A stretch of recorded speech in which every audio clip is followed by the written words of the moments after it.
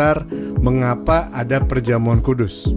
Ya, makna dasar adalah sebenarnya apakah perjamuan kudus itu ketika perjamuan terakhir, apakah itu pertama kali dilakukan? Kadang Pak Pen, ada yang diperingatkan sebulan sekali. Ada juga beberapa gereja yang tiap saat kapan dia mau buat perjamuan kudus juga perjamuan kudus ya.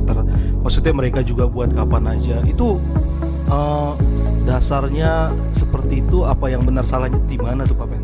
Lord Supper ya. Lord Supper atau perjamuan Tuhan. Itu adalah sebuah peringatan yang kita peringati, peringatan tentang perjamuan terakhir. Berarti kalau kayak gitu Pak Pen, hubungan teologisnya, hubungan arti sebenarnya dari kayak Pak Pen nih selalu atau banyak umum kita dengar itu kalau di dalam saat perjamuan kudus pasti pendeta bakal banyak bilang inilah tubuhku, inilah darahku. Itu arti makna sebenarnya itu gimana tuh? Ya, jadi sejak bangsa Israel keluar dari Mesir masuk ke tanah perjanjian itu diperingati sebagai Passover, Paskah. Passover artinya apa kalau dalam bahasa Indonesia? Dilewati. Itunya, tapi ya maknanya itu sendiri apa? Yesus sudah mati buat kita. Tubuhnya adalah roti yang hancur itu, dan darahnya adalah anggur yang kita minum, dan kita tahu bahwa itu adalah pengorbanan Yesus buat kita. Dan itu yang bisa mengubahkan hidup kita. Makna itu aja firman Tuhan. Bahwasanya apa yang kita lakukan ini istilahnya kita mengkuduskan, bukan cuma sekedar makan roti dan anggur aja, tetapi di sini adalah benar-benar kita memperingati apa yang Tuhan Yesus lakukan 2000 tahun lalu di perjamuan terakhir sebelum dia naik ke kayu salib. Sebelumnya.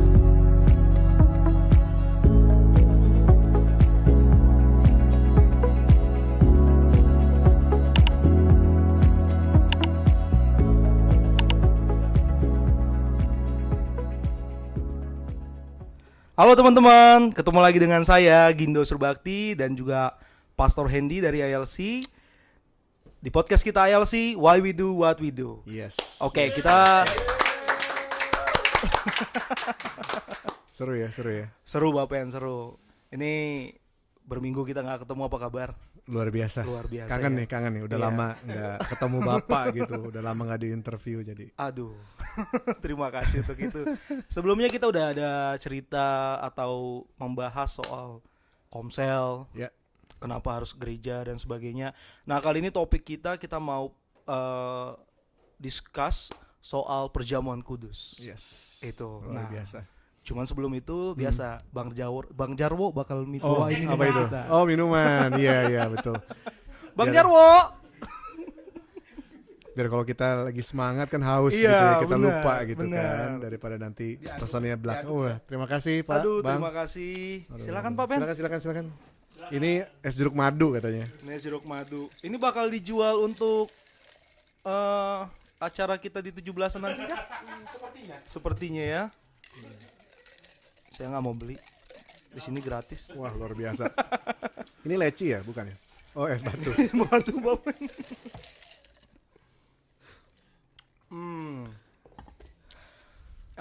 Ya. Kita mulai Pak Pen untuk ini. Siap. Sudah ready? Ready. Apakah sudah letih dengan kehidupan? Dalam arti. Oke. Perjamuan tetap semangat. Perjamuan kudus Pak Pen. Ya. Apa sih arti dasarnya tuh perjamuan kudus Pak Pen? Biar kita nih yang muda terlebih tidak terjebak dalam arti ini dan salah sangka. Perjamuan kudus. Oke, perjamuan kudus itu atau perjamuan kalau bahasa Inggrisnya itu Lord Supper ya. Lord Supper. Atau perjamuan Tuhan. Itu adalah sebuah peringatan yang kita peringati, peringatan tentang perjamuan terakhir sebenarnya. Peringatan tentang perjamuan terakhir yang Tuhan Yesus lakukan sebelum dia naik di kayu salib. Iya. Ya, itu yang kita peringati. Kalau kita baca ayatnya di 1 Korintus dibilang begini kan, sesudah itu ia mengucap syukur, ia memecah-mecahkannya dan berkata, inilah tubuhku yang diserahkan bagi kamu, perbuatlah ini menjadi apa? Peringatan akan aku. Demikian juga ia mengambil cawan, sudah makan ia berkata, cawan ini adalah cawan perjanjian baru dimateraikan oleh darahku, perbuatlah ini. Setiap kali memunian menjadi apa? Peringatan akan aku. Jadi perjamuan kudus itu adalah peringatan perjamuan terakhir yang Yesus lakukan bersama murid-muridnya. Nah, peringatan tentang apa? Peringatan bahwa ini adalah bagian di mana kita sebagai orang Kristen, orang beriman itu mengambil roti dan anggur, dan roti dan anggur ini adalah sebuah perlambang tubuh dan darah Yesus. Begitu besar kasih Tuhan kepada kita, Ia mengaruniakan anaknya tunggal, sehingga barang siapa percaya kepadanya tidak binasa, melainkan beroleh kehidupan kekal. Bentuknya adalah roti dan anggur ini gitu. Jadi roti perlambang tubuh Yesus, dan anggur adalah perlambang dari darah Yesus. Ini peringatan perjamuan terakhir sebenarnya.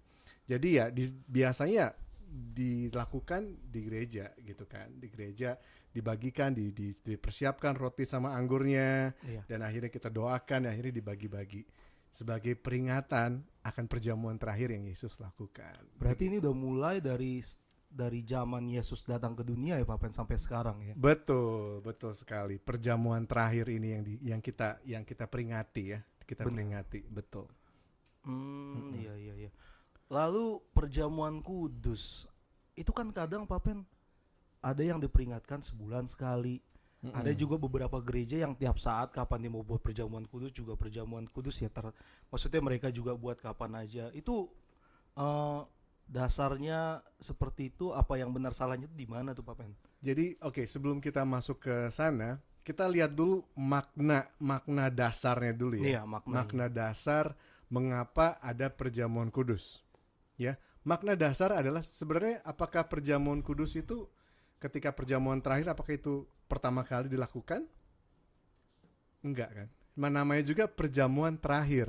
Berarti sebelumnya kan ada perjamuan sebelumnya dong, iya nggak? Sebelumnya di mana tuh Pak? Perjamuan yang Tuhan Yesus lakukan. Kenapa terakhir? Karena abis itu dia langsung naik kayu salib. Iya. Nah sebenarnya kalau kita lihat dari perjamuan kudus ini, itu adalah memperingati yang namanya Passover, atau sebenarnya Yesus sedang melakukan perjamuan Paskah.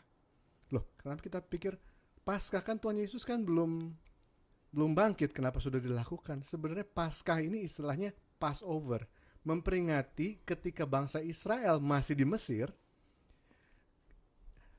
Ingat 10 tulah yang terakhir apa? Kematian anak pertama kan.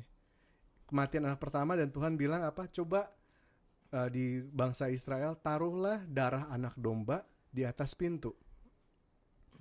Nah, setiap rumah yang ada darah anak domba di atas pintu, itu anak pertamanya gak mati. Nah, sejak bangsa Israel keluar dari Mesir, masuk ke tanah perjanjian, itu diperingati sebagai Passover, Paskah. Passover artinya apa kalau dalam bahasa Indonesia? Dilewati. Passover, dilewati gitu. Jadi harusnya mati, tapi nggak mati karena ada darah anak domba di situ. Nah, jadi saya baru tahu teman-teman. Jadi perjamuan terakhir itu sebenarnya adalah perjamuan yang memperingati Passover. Jadi orang-orang Yahudi sampai sekarang tuh masih ada tuh Happy Passover kan. Itu merayakan perjamuan setahun sekali, ada perjamuan itu. Dan luar biasanya di situ Tuhan Yesus tahu bahwa ini adalah perjamuan yang terakhir. Jadi dia lakukan itu. Darahnya, rotinya diambil, dilambangkan tubuhnya nih bakal hancur nih. Gue bakal mati nih, gue bakal hancur badanku gue bakal hancur. Darahnya bakal tercurah untuk siapa? Untuk menyelamatkan orang yang berdosa. Jadi orang yang berdosa yang tadinya mau masuk neraka, tapi di skip karena apa? Ada darah Yesus di situ. Dan di sini memperlambangkan bahwa udah nggak perlu lagi tuh persembahan korban-korban darah, walaupun itu hewan, korban-korban itu yang tadinya harus ditaruh di bait Allah. Kan kita lihat kan kalau kita baca Imamat, persembahan udah nggak ada lagi tuh. Karena apa? Karena Yesus sudah mati buat kita semua, dan dialah adalah anak domba itu, anak domba Paskah itu. Maka kita bilang anak domba Paskah apa? Ya anak domba yang itu, yang meluputkan anak-anak yang anak-anak pertama itu diadopsi dan dilihat bahwasannya sekarang bukan cuman memperingati aja, tapi nanti ke depannya barang siapa yang percaya kepadaku, ia akan menerima keselamatan dan ia akan menerima kehidupan kekal kalau ia percaya. Makanya kita memperingati itu setiap hari Minggu. Maksudnya dalam arti setiap kita ada perjamuan kudus, kalau di gereja kita kan sebulan sekali nih. Ada Iya. ada perjamuan kudus. Nah, itu kita memperingati itu. Tapi ada juga gereja-gereja lain yang memperingatinya tiap minggu. Dan gitu. itu nggak masalah, Pak Ben. Nggak masalah. Nanti kita akan melihat. Kita akan lihat nih kalau kita ada mengenai miskonsepsi atau mengenai apa-apa yang kita akan bahas tuh. Tapi Iya. yang penting adalah maknanya sendiri. Iya. Maknanya adalah itu, memperlambangkan begitu besar Tuhan mengasihi kita sehingga Ia mengorbankan dirinya. Darah dan Darah dagingnya. itu adalah bentuk kasih Dilambangkan. sejati Tuhan kepada kita, dan kita menerimanya. Berarti kita percaya bahwa Tuhan Yesus sudah mati buat kita supaya Iya. kita boleh beroleh selamat dan beroleh kehidupan yang kekal. So itu makna sejati, makna yang penting. Oke, Gitu. berarti kalau kayak gitu Pak Pen, hubungan teologisnya, hubungan arti sebenarnya dari kayak Pak Pen nih selalu atau banyak umum kita dengar itu kalau di dalam saat perjamuan kudus pasti pendeta bakal banyak bilang inilah tubuhku, inilah darahku. Itu arti makna Iya, sebenarnya iya. itu gimana tuh Pak Pen? Ya, jadi sekali lagi ini adalah perlambang. Jadi kan istilahnya diambil rotinya kan. Iya. Ya, ini adalah tubuh Yesus loh. Ini adalah perlambang dari tubuh Yesus. Iya. Yang mati, yang hancur nih. Kan Tuhan Yesus disalib, ya didera, bahkan dia badannya kan udah hancur banget. Iya. Makanya rotinya kita hancurin kan. Iya, benar. Nah, itu memperingati bahwa ini nih 2000 tahun lalu Yesus tuh udah mati buat kamu. Ya. Dan ketika kita ambil anggur, ini darah nih. Darah Yesus nih bukan cuma anggur doang nih. Iya. Ya, anggur apa yang kita minum tergantung nih ya. Bukan cuman itu, tapi ini ada perlambang dari darah Yesus. Tuhan yang udah mati nih buat kamu. Jadi ketika kita makan roti itu dan minum anggur itu kita tahu bahwa ini adalah perlambang dari tubuh Yesus yang hancur buat kita, darah Yesus yang tercurah buat kita. Jadi bukan sekedar bukan sekedar makan roti aja, bukan sekedar minum anggur aja. Itu di tempat lain kan bisa, di bakery bisa makan. Benar. Anggur juga di sini banyak wine dan segala macam. Tapi ketika kita tahu bahwa sini dasarnya adalah itu, makanya kita perlu berdoa. Kita dibilang ini adalah roti, Iya. ini tubuh Kristus, dan ini adalah anggur, ini adalah darah Yesus. Nah, kita makan, saya percaya bukan sekedar makan biasa, tetapi ada hal supernatural yang terjadi di situ karena hadirat Tuhan. Kita menyadari gitu, Pak. Hadirat Tuhan sebenarnya kan ada di kita kan, ada di setiap kita kan. Maksudnya Iya. hadirat Tuhan tuh di mana-mana. Tapi kadang kita kan nggak sadar. Benar. Bener nggak? Benar, Apakah benar. Tuhan yang menjauh? Enggak. Kitanya yang sebenarnya menjauh. Benar. Bener? Makanya kita perlu Benar, peringatan itu. Kita perlu memperingati itu dengan roti, dengan anggur, supaya apa? Oh, kita tahu ya. Oh iya ya, kita diingatkan lagi ya. Tuhan Yesus tuh udah mati buat kita ya. Tadinya kita sibuk ngapain gitu kan, sibuk kerja segala macam. Kita masuk ke dalam perjamuan kudus, kita ingat lagi, oh iya ya. Kan kadang kan manusia suka lupa. Benar. Makanya kita perlu diingatkan. Nah, Pak Begitu. Pen, perjamuan kudus ini emang harus cuman di gereja kah bisa kita lakuin atau di rumah pribadi atau cuman dengan anggota keluarga? Itu gimana tuh Pak Pen? Nah, saya percaya gereja adalah di mana 2-3 orang berkumpul di dalam nama Yesus. Iya. Ya, saya bilang ya perjamuan kudus itu bisa dilakukan di mana aja. Nggak perlu harus di gereja, asal dilakukan dengan pemahaman dan makna yang benar. Kan dulu kan seperti kita kenapa harus ke gereja kita bahas kan. Benar. Dulu kan belum ada gedung gereja kan. Iya. Akhirnya di mana tuh? Di rumah-rumah kan. Di rumah-rumah. Kalau kita baca kisah para rasul, jemaat mula-mula itu bertekun dengan pengajaran para rasul, bertekun dalam sharing sama-sama gitu, dan akhirnya apa? Memecah roti. Itu bicara soal apa? Perjamuan kudus. Perjamuan kudus. So tempat nggak jadi masalah. Step by stepnya ada nggak Pak Pen? Kalau emang maksudnya Iya, step by step ada. Harus ada rotinya. Udah Harus pasti beli dong. dulu rotinya. Namanya perjamuan kudus kan. Step by step beli Iya. rotinya, beli anggurnya, Akhirnya. dan kita berdoa, kita doakan. Dan benar-benar ya kita yakini. Biasanya kan kita baca Alkitab ya. Baca Alkitab. Baca firman Tuhan. Iya. Bahwasanya apa yang kita lakukan ini istilahnya kita mengkuduskan, bukan cuma sekedar makan roti dan anggur aja, tetapi di sini adalah benar-benar kita memperingati apa yang Tuhan Yesus lakukan 2000 tahun lalu di perjamuan terakhir sebelum dia naik di kayu salib. Sebelum naik tahun salib. Iya. Lalu kita bisa minum dulu Pak Pen. Boleh. Pak Pen udah terlalu banyak minum. Mau bicara. Super sekali. Merasa tercerahkan. Lalu Jadi udah tahu ya, Passover itu apa. Udah tahu, gitu kan. cuman ini masih banyak pemikiran-pemikiran mau ditanya nih. Oh, tanya Saya ya, pribadi silakan. mungkin mewakili teman-teman juga yang menonton. Tanya. Jadi Untuk perjamuan kudus balik seperti yang biasa kita tanyain detailnya, seperti sebelum-sebelumnya, apa namanya, tema kita, apa yang sering orang tuh salah kaprah soal perjamuan kudus, yang harusnya begini, yang harusnya begini, begitu. Salah kaprah atau bahasa kerennya yang Misconception. wis luar biasa. Salah kaprah. Udah di Amerika masa nggak bisa.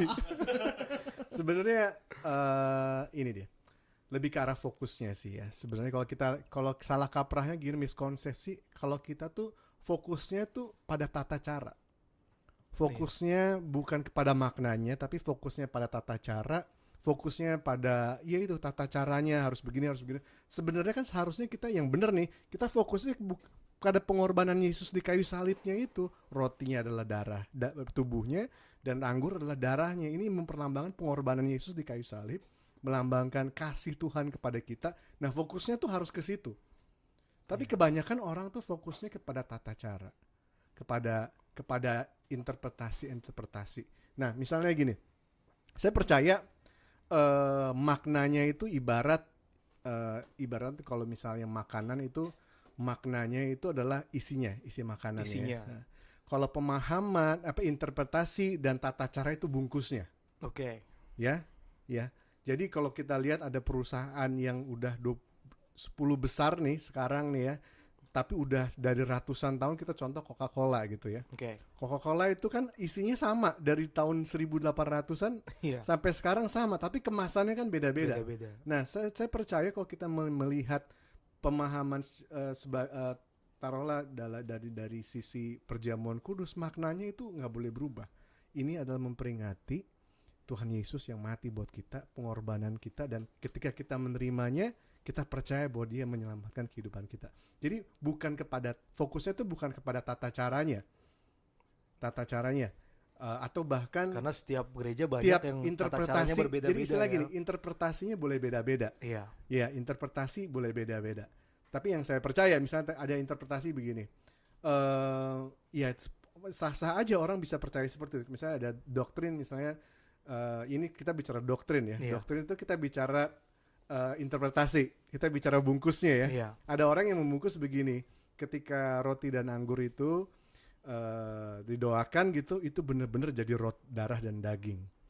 Itu transubstansiasi, itu istilahnya gitu kan. Iya. Jadi kalau kita makan itu benar-benar darah dan daging Tuhan Yesus tuh. Iya. Ya. Benar-benar. Tapi ada yang juga bilang, oh enggak, itu bukan darah, itu simbolis aja. Rotinya tetap roti, anggurnya tetap anggur. Iya. Tapi simbolis aja, memperlambangkan itu gitu kan. Ya itu kan interpretasi. Yang mana yang benar? Ya saya percaya, balikin lagi ke Bapak Ibu Saudara, bukan interpretasinya, tapi apakah itu benar-benar dimaknai, benar-benar enggak pengorbanan Yesus di kayu salib mati buat kita, apa kita benar-benar bukan dengan caranya gitu kan.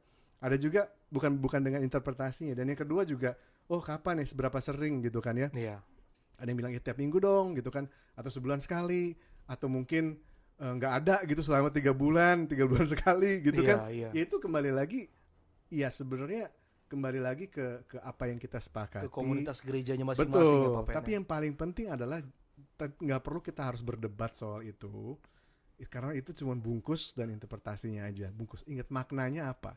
Banyak orang tuh miskonsepsi ya, jadi sibuk ngurusin itunya. Yang beda, saya paling bener nih. Benar. Makanya kalau ya saya bilang miskonsepsi ya, saya nggak bilang saya yang bener dia yang salah. Tapi lebih ke arah, ayo maknanya apalah, intinya aja, inti makna dari perjamuan kudus itu apa, itu yang kita maknai bener-bener. Jadi intinya tuh semua kita rangkum, nggak ada yang salah selama kita apa namanya? Ya misalnya, iya betul. Taruh lagi nih, harus pakai anggur beneran atau anggur? Nah iya tuh. Nah itu, ya sekali lagi kan itu interpretasi. Nah gitu. cuma balik ke situ lagi. Ini saya mau nanya dikit nih. Iya. Kan memang dari ribuan tahun dari Yesus juga datang ke dunia tuh. Betul. Itu yang diinterpretasikan sama Yesus tuh kan roti sama anggur. Iya. Kenapa? Karena memang kita tahu di zaman itu memang adanya itu. Kalau sekarang kan kita interpretasi itu pun kita nggak bisa ganti itu kan, Pak Ben? Nah ini apa dia. kita bisa ganti roti dengan bolu contohnya gitu? Ah itu kalau misalnya gini loh. Kalau misalnya ini pandangan saya. Iya. Toko roti tutup nih semua nih. Toko roti nggak ada yang buka sama sekali. Tapi ini ada orang yang sakit nih. Iya. maksudnya saya percaya ada kuasa supernatural ya dari perjamuan kudus. Bukan dari rotinya dan Benar. dari anggurnya, tapi dari maknanya itu sendiri. Dari maknanya. Ya, saya percaya tepung kan istilahnya Iya, kan. Kalau itu benar. kan tepung kan ya. Ya tepung juga kalau didoakan saya percaya bisa ada Doakan dan orang kuasanya. yang percaya ya Papa. Iya, betul. Jadi jangan sekali lagi jangan terpaku sama tata cara, terpaku sama interpretasi atau substansinya, tapi ingat maknanya. Maknanya apa? Apa yang Tuhan Yesus berusaha ini kan gitu kan. Kan itu kan perjamuan kudus itu kan di Timur Tengah kan. Iya. Di daerah situ. Memang makanan orang mereka adalah roti dan anggur. Sampai sekarang. Iya. Iya. Makanan mereka adalah roti dan Roti dan anggur. anggur. Kalau mungkin misalnya ya nih ya, ini bukannya saya mau sesat gitu ya, tapi kalau Tuhan Yesus lahir di Indonesia mungkin beda lagi gitu kan makanannya gitu kan. Ya itu aja sih, saya nggak lanjut gitu. Tapi ya itu tadi, terkadang orang sibuk dengan apa ya? Ya kalau bicara soal miskonsepsi itu yang saya kepikiran di saya. Selebihnya Gitu. tuh Pak Ben, apa yang sering apa ya? Kalau anggur, bukannya alkohol diharamin dari Alkitab ya? Alkohol diharam dari Alkitab. Alkohol ya yang berbau alkohol gitu. Ayatnya di mana? Saya nggak pernah, cuman saya pernah bicara soal ini sama teman, saya inget tuh. Oh, Tapi kita minum anggur waktu kita perjamuan kudus itu kan alkohol bro gitu. kalau kita lihat dari Alkitab, kita Iya. kan selalu kalau ngomong harus pakai Alkitab. Ya? Benar. Nah, jadi dulu kalau zaman dulu tuh di Israel 2000 tahun lalu, anggur tuh ada anggur yang kosher, ada anggur yang nggak kosher. Istilahnya anggurnya sendiri di zaman Israel 2000 tahun lalu, bahkan sampai sekarang itu ada anggur yang halal sama ada anggur yang nggak halal. Bener loh. Iya. Jadi mereka dulu 2000 tahun ribut tuh tentang anggur yang mana nih yang halal gitu kan. Anggur yang dipersembahkan untuk dewa-dewa itu nggak boleh dimakan. Tapi harus anggur yang halal, kalau istilahnya kosher gitu kan. Cuma kan kita kan nggak ke situ. Nggak sampai Kalau ke situ kita ya. kan lebih ke arah apakah kita mau pakai anggur beneran atau anggur ini lebih ke arah ininya aja, kebiasaannya aja. Nah, Kebiasaannya kalau aja, nih Bapaknya. ada orang-orang, taruhlah kalau kita tinggal di Amerika ya. Tinggal Amerika tuh ada orang-orang yang ketergantungan alkohol. Alkohol banyak. Ya. Benar. Jadi kalau sedikit aja minum alkohol, dia bisa relapse gitu. Benar. Nah, makanya nggak pakai alkohol, Bos. Ganti. Gitu kan? Iya, ganti gitu dengan yang lain. Apalagi kalau kita di Indonesia, alkohol kan susah, mahal ya. Mahal, susah. Ya di Indonesia cari alkohol, ya udah kita gantilah pakai jus, lebih murah gitu kan. Alkohol mau pakai izin 50% susah, nanti lebih mahal. Benar. Kalau di Amerika mungkin lebih murah. Iya. Makanya kalau kita gereja pakai anggur beneran. pakai Karena anggur apa? beneran. Ya kita bisa gitu. Tapi kan Iya. kalau orang lain belum tentu. Benar. Mereka mungkin kaget gitu kan. Oh, ini apa kok saya nggak boleh minum alkohol? Boleh nggak nih saya anggurnya diganti sama jus aja? Oh boleh, silakan. Benar. Nggak apa-apa. Bukan itunya tapi ya maknanya itu Maknanya, sendiri ya. apa? Yesus sudah mati buat kita. Tubuhnya adalah roti yang hancur itu, dan darahnya adalah anggur yang kita minum, dan kita tahu bahwa itu adalah pengorbanan Yesus buat kita. Dan itu yang bisa mengubahkan hidup kita. Maknanya itu bukan rotinya, bukan anggurnya, Benar. ya, tapi maknanya itu sendirilah gitu. Karena semua beda-beda ya Ada, teman-teman ya. betul, ada juga ini. Ada yang pakai roti papen, ada yang roti sobek juga, disobek masing-masing sama jemaat, banyak. Iya kan, kalau ini- iya, banyak caranya Caranya gitu tuh kan. banyak. Caranya misalnya Iya. dulu kan di Ada yang udah diplastikin, digilir di-packing, gitu kan. iya, Tapi kan ada kalau misalnya juga. kita kan dengan karena faktor higienis gitu kan, mungkin aduh risih, masa abis ini dicomot-comot, kan ada orang yang risih gitu kan. Ya janganlah. Bener. Kan. Apa kalau mungkin cuman gereja misalnya kita semua misalnya dikit gitu kan ya. Iya. Ya kita kan tahu kita semua pada cuci tangan ya. Kalau misalnya kita di Bener. jemaat gitu kan nggak tahu nih cuci tangannya belum yang mana nih. Benar. Jadi makanya dipakai di paket-paket kecil-kecil kecil-kecil. gitu. Iya. Itu sih Perjamuan kudus. gitu. Apalagi That's it dari saya, dan saya rasa sudah cukup banyak pengertian yang mendalam Oh iya, mendasar satu lagi. soal ini. Apa tuh? Mau Apa tuh? tambahin ya, salah satu miskonsepsi bukan miskonsepsi, orang yang menerima roti dan anggur itu dia harus benar-benar tahu gitu bahwasannya ini ada mengerti gitu. Jadi kalau misalnya anak-anak boleh nggak ya makan itu? Kalau anak-anak belum mengerti artinya apa itu gitu kan, ya kan percuma gitu. Benar Kan. juga. Iya. Ya, Makanya makanya dulu saya anak-anak belum perjamuan kudus, tapi udah diajarin di sekolah iya minggu. diajarin, makanya Iya. kita di gereja kita kalau mau terima perjamuan kudus, ya kita harus terima Yesus sebagai Tuhan dan Juru Selamat dulu dong. Yakin dulu dong, ya kan? Benar. Ya, atau bisa juga ya udah dengan ini kamu yakin nggak dengan terima roti dan anggur ini? Nah, mungkin bisa juga seperti itu. Iya. Jadi gimana dulu? Yakin dulu atau terima dulu? Yang mana dulu? Nah, ini kembali lagi kan Benar. ya kita ini aja, kita sepakati aja. Kalau misalnya ternyata bisa jadi invitation buat orang terima Yesus Tuhannya sebagai juru selamat, ya kenapa enggak kita buka. Iya. Gitu. Setuju sih Pak Ben. Untuk itu. Diminum lagi Pak Ben. Iya, siap. Ada pertanyaan Wah, Iya. apa tuh pertanyaan? tentang perjamuan kudus. Pak, ada batasan umur apa sudah ada dibaptis atau belum untuk menerima perjamuan kudus? Batasan umur secara ini nggak ada. Secara alkitabiah. Nggak ada. Secara Alkitab bahas nggak ada batasan umur. Tetapi intinya adalah pemahaman apakah anak itu sudah mengerti atau belum. Udah bisa ngerti belum secara nalarnya dia. Udah bisa mengerti nggak kalau itu tuh Yesus mati buat kamu loh. Kita tuh manusia berdosa, kita semua tuh berdosa. Udah punya pemahaman belum? Udah bisa nalarnya udah jalan belum istilahnya? Ya, udah dewasa, udah bisa nalarnya, udah bisa jalan belum? Udah bisa memahami belum? Kalau kita lihat sekarang anak kan kita nggak tahu ya, udah umur 9 tahun udah dewasa, tiba-tiba udah bisa memahami gitu kan, udah lebih bijaksana. Ada umur 15 tahun belum ngerti-ngerti juga. Nah ini dia, apa batasan umur nggak ada. Tapi ya makanya kita melakukan ini kan ada di dalam komunitas. Komunitas yang menentukan apakah ini anaknya udah dewasa atau belum. Apakah anak ini udah bisa terima perjamuan atau belum. Komunitas yang akan nanti memberikan batasan-batasan. Bagaimana? Iya. Oke. Ada lagi yang mau bertanya? Oh, ada. Ada yang mau nanya? Kebetulan ada teman-teman youth di sini. Tepuk tangan dulu. Orang-orang youth, anak-anak muda ada yang mau ditanyain soal perjamuan kudus? So far so good. Oke, jadi untuk perjamuan kudus kita udah menjelaskan. Sorry, bukan saya. Pak Pen sudah menjelaskan. Kita sudah mendengarkan dengan baik dari apa itu maknanya, mau bagaimana itu contoh-contohnya yang di masyarakat gereja berbeda-beda. Pokoknya itu intinya poinnya tuh ya sama, kita mengingat Yesus sebagai juru selamat yang telah mengorbankan dirinya untuk kita semua. Itu poin dari perjamuan kudus sendiri. Jadi untuk series sekarang Why We Do What We Do soal perjamuan kudus, saya rasa sudah cukup jelas untuk semua teman-teman, termasuk saya dan semua yang mendengar di sini.